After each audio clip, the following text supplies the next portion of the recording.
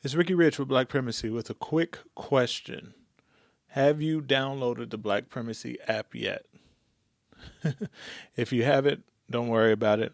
I just wanted to remind you that it is the #1 way to find Black-owned businesses near you. Whether you're looking for food, fashion, or services, we've got you covered on this app. So download it now and start supporting Black-owned businesses in your area today. All right? Link in the description. Tonight, we're talking about some exclusive NBC News reporting about a man who spent more than 2.5 years in a Mississippi jail waiting for a trial that actually never happened. Sinatra Jordan had been accused of shooting at 2 police officers, setting off an intense car chase through the streets of Jackson in August of 2022. Officers opening fire on the car that Jordan was driving. It ended with Jordan's friend, who was in the passenger seat, getting shot in the head. She had to get multiple surgeries to remove the bullet from her brain. From jail, Jordan told investigators what happened. I want you to listen to the audio of that recording obtained by NBC News. Them folks started shooting for no reason. So if you ran, you wouldn't know what to do. Somebody just up and get to shooting. So Jordan's version is very different from what one of the officers involved in the incident said. You could hear shots real loud at that time because we were going a reduced speed because of the tires, and they stopped, they slowed down. But here's the crazy part of it all. The case took this dramatic turn back in December of last year when the officers were each indicted by a grand jury in Jordan's case. Then, on March 11th, Jordan was able to strike a plea deal and walk free. The shooting charges against him were, in fact, dropped. NBC's John Shupe, did I say your name correctly? You did.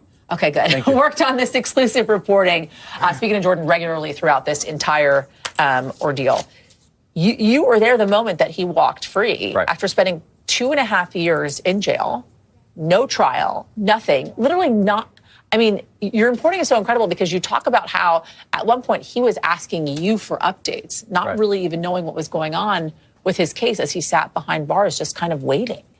Well, this is what was so interesting about this. We were looking into several shootings that the Capitol Police were involved in Jackson. Yeah. And this one stuck out because Sinatra Jordan was in jail on the shooting and nothing was happening in his case. So over time, it became not just what happened in the shooting, but why is he in jail for so long?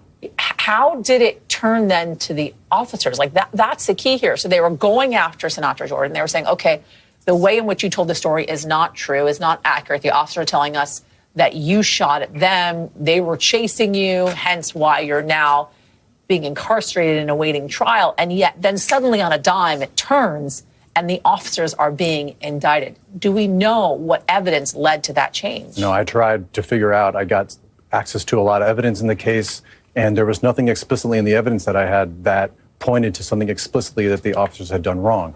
But when a grand jury deliberates, that's all confidential, sealed, the public can't see it, so we don't know exactly what happened inside the grand jury chambers. So he's not the only one that's being held in a Mississippi jail for an inordinate amount of time without any trial. There are some kind of rules to all this, though, as well. In Mississippi, you got criminal cases that have to go to trial no later than 270 days after a defendant is indicted and arraigned. But they can basically be held indefinitely if they're waiting for that indictment, right?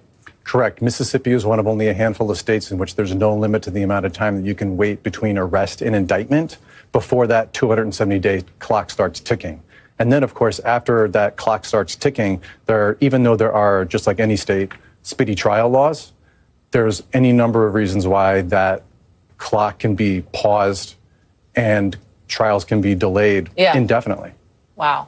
I know that your reporting has had a major impact as well on some policy changes in Mississippi. And I want you to walk us through that because these officers that were involved in this shooting, they were kind of a part of this task force in the streets of Jackson, Mississippi, right? And since your reporting emerged, I believe it was in 2023, there have been some policy changes in the way in which these officers, this task force, goes about its work. Right. When this task force started working in Jackson, it was a big change for them. Yeah. They hadn't gotten basic equipment, body cameras, dashboard cameras, and also had outdated policies to reflect modern police standards, including how and when you can use deadly force. And so after we started reporting on these shootings in 2023, the policies were changed and updated. How's he doing right now? How's Jordan doing? I think he's slowly getting used to regular life. He's now got some charges on his record as a result of the plea deal. Yeah. He's got to find a job, get an ID, all these very basic parole. things. Yeah. Yes, it's going to be hard for him to get. Prohibitive for a lot of folks when you're on parole. Yeah. What you do with your life. Yeah. John Chupi, really important stuff. Thank you. Appreciate it. Thanks for watching. Stay updated about breaking news and top stories on the NBC News app or follow us on social media. All right, I hope you enjoyed the video. Please check out the other content that we have on this channel. But before you go, I wanted to remind you again not to forget to check out the Black Primacy app. It is the best way to connect with Black-owned businesses near you. They need your support. We need your support. Link in the description.